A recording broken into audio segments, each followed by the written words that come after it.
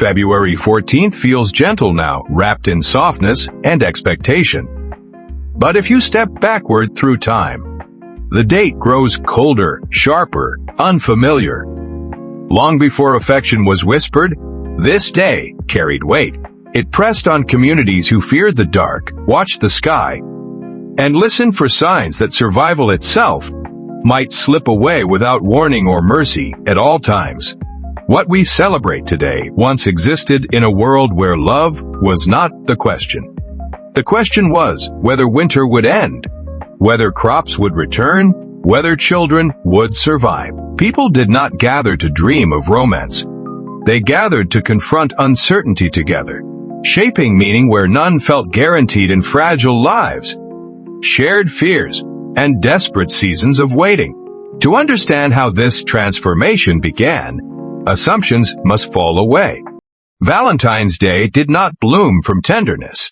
It emerged from ritual, from rules imposed on chaos, from ceremonies meant to calm invisible forces. Beneath familiar symbols lies an older story, one rooted in control rather than affection, shaped by fear, survival, and collective obedience to unseen powers of the age.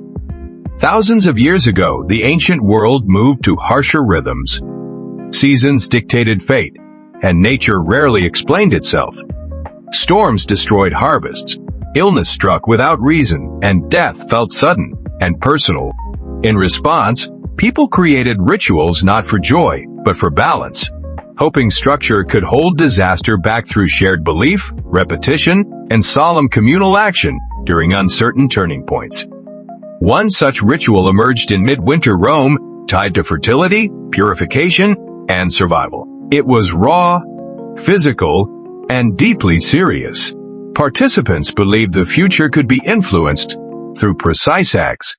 Blood, chance, and invocation mingled, not as spectacle, but as duty owed to the gods, and the fragile order they guarded.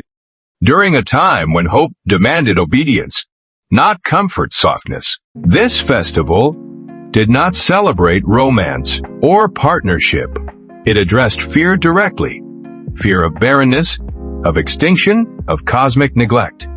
Bodies became symbols, actions became prayers, and participation became obligation. To refuse was to risk isolation or worse, to invite misfortune upon oneself and one's kin within. Tight communities, bound by belief, rumor, tradition, and shared vulnerability to fate's sudden shifts. The atmosphere surrounding these rites was tense and solemn, streets filled with anticipation rather than joy. Silence mattered. Gestures were watched, meaning lived in repetition, not emotion. Everyone understood the stakes, even if no one could explain the forces being addressed beyond inherited stories and instinct passed down through generations, reinforced by survival, fear, and collective memory of loss and recovery. In such societies, ritual was a language. It translated terror into order and uncertainty into routines. By acting together, people believed they could influence what lay beyond sight, control, or the illusion of it. Offered comfort in a world that rarely spared mercy, especially when survival depended on seasons, births, weather, and forces beyond human understanding. Logic, or kindness alone ever. Over time, repetition softened the edges of fear. What began as necessity slowly absorbed symbolism. Acts once heavy with dread became familiar, even expected. Within repetition, humans found space to reinterpret meaning, layering stories over actions until the original urgency faded into background rhythm without disappearing. Lingering quietly beneath tradition, habit, and shared cultural memory passed forward without explanation or challenge. This is where transformation begins, not abruptly, but gently. The ritual remained, but its emotional charge shifted. Fear loosened its grip, replaced by expectation and narrative. People remembered what they did, but not always why. allowing meaning to evolve without open resistance through retelling, adaptation, and subtle reinterpretation, shaped by changing lives, beliefs, and social needs over generations of memory keepers. Importantly, this shift did not erase the past. Beneath softer interpretations, echoes of the old purpose remained. The body, the season, the community still mattered. But alongside fear grew something quieter, a sense of connection forged through shared participation rather than shared terror, experienced collectively, remembered emotionally, and slowly redefined by evolving human storytelling, belief, and need for meaning beyond survival. Human beings are storytellers by instinct. When rituals persist, stories gather around them, explaining, justifying, softening. What was once demanded by fear becomes remembered as tradition. In this way, survival rituals begin their quiet journey toward symbolism and emotional resonance, shaped by memory, comfort, repetition, and the human desire to find meaning where danger once ruled unquestioned lives, seasons, and survival. Yet this transformation is fragile and incomplete. The old meanings do not vanish. They sleep. Beneath gentler stories lies a foundation built on control and fear. Understanding this tension reveals why the holiday would later carry contradictions that feel both comforting and uneasy at once, shaped by memory, belief, and the human need to soften survival's hardest edges without fully forgetting. As centuries passed, language changed before rituals did. New interpretations layered themselves gently over ancient frameworks. What people believed they were honoring evolved, even as the calendar remained. Meaning drifted forward, carried by habit more than intention, guided by stories, poetry, religion, and the human impulse to reframe fear into something bearable, shared, and enduring across generations, seasons, and lives. Unfolding, this slow reshaping did not announce itself. No single moment marked the change. Instead, meaning eroded and reformed quietly, like stone worn by water. What once demanded obedience gradually invited participation, interpretation, and emotional investment beyond mere survival, creating space for stories, symbols, and feelings to emerge where fear once dominated collective life, belief, and response to uncertainty, loss, and time. By the time history begins to feel familiar, the ancient ritual has already changed. Its sharp edges are dulled, its purpose reframed. What remains is a shell filled with new stories, ready to be shaped again. And in that quiet space, between past and present, something old waits to be rewritten by human belief, memory, longing, and the quiet power of shared meaning, carried forward through time itself. Time did not erase the ritual, it thinned it. Each passing generation repeated the motions with slightly less fear, slightly more familiarity, until urgency softened into custom. What once demanded strict obedience began to tolerate interpretation. The gods felt distant now, and people listened more closely to one another than to the sky. Meaning shifted, carried forward by memory rather than necessity. As danger receded, imagination moved in. Storytellers reframed old acts, explaining them with gentler reasons that soothe rather than warned. Children learned the ritual without learning the fear beneath it. Repetition made it safe. Familiarity made it meaningful, even when its original purpose had faded beyond recall. What remained felt natural, unquestioned, and quietly absorbed into everyday life across seasons and communities. Poets arrived before historians noticed. They borrowed the date and wrapped it in metaphor, turning seasonal change into emotional language. Winter became longing. Renewal became hope. Through verse, harsh cycles softened into human feeling, allowing people to attach private emotions to public tradition without rejecting its past entirely.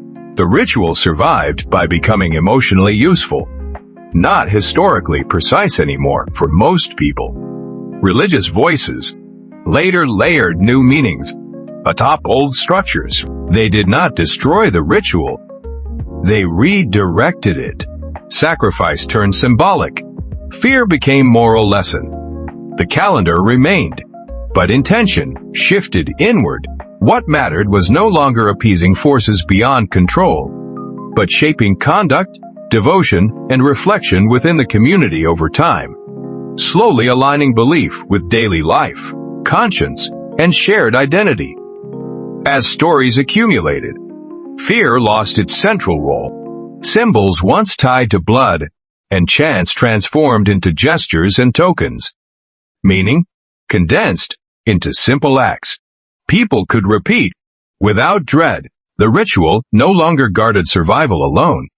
It began to hold space for connection, recognition, and the quiet reassurance of being seen within shared moments, repeated year after year, patiently evolving. Love did not arrive fully formed.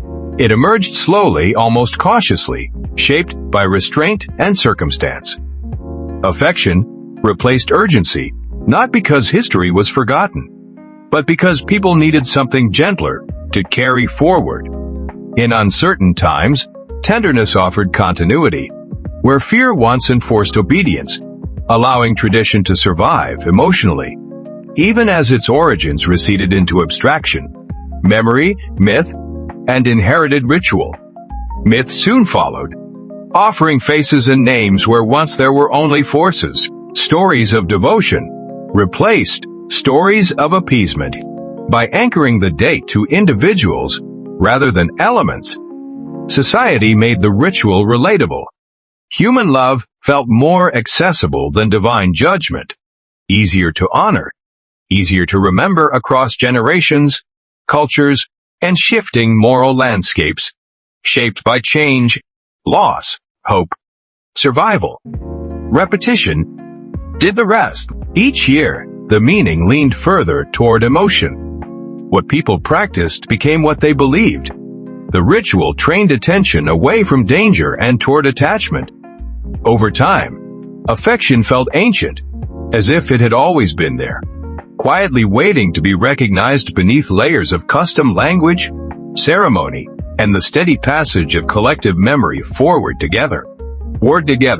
Yet love here was never pure fantasy. It remained shaped by expectation, duty, and performance. The day asked people to feel, but also to prove feeling through symbols. This tension reflects something honest. Affection is learned, rehearsed, and reinforced, not merely discovered in isolation within community. Ritual, repetition, story, memory, and shared cultural rhythm over time. Slowly, imperfectly, collectively, deliberately, humanly, societies chose this softer story, not out of deception, but necessity. Survival alone is exhausting to remember. Love offers relief, a reason to return willingly. By transforming fear into affection, communities preserved continuity while easing psychological burden, allowing tradition to endure without demanding constant confrontation with mortality and vulnerability, uncertainty, fragility, loss, time, seasons, endings, memory, longing, hope, meaning, together. In this way, Valentine's Day became a mirror rather than a mask. It reflects human longing for closeness in a world that changes without permission. The holiday carries layered history, but what people touch now is emotional resonance, shaped by centuries of reinterpretation rather than a single origin story. Ritual, fear, love, survival, memory, repetition, belief, adaptation, meaning, humanity, continuity, time. What endures is not accuracy, but usefulness. The day survives because it meets people where they are emotionally. It offers permission to pause, to acknowledge attachment, to ritualize care. In doing so, it echoes the ancient need for structure, now softened into something tender, familiar, repeatable, comforting, shared, learned, inherited, practiced, remembered, reshaped, human, emotional, imperfect, fragile, quiet, patient, communal, enduring, even stripped of belief. The gesture remains. Cards, words, offerings carry less power than once imagined, yet they persist. Repetition turns action into meaning. Participation affirms belonging.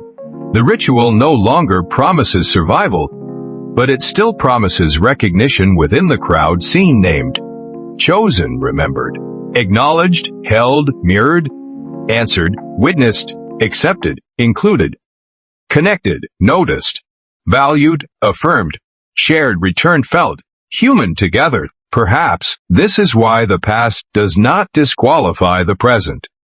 Origins explain, but they do not imprison meaning. Traditions evolve because people do. What began as survival adapts into care, shaped by the same impulse, to endure together through uncertainty, time, change, loss, hope, seasons, repetition, memory, fear, love, adaptation, storytelling, belief, culture, ritual, language, feeling, history, humanity, patience, continuity. When the day arrives now, it carries quiet layers beneath its surface. Few sense the fear that once lived there.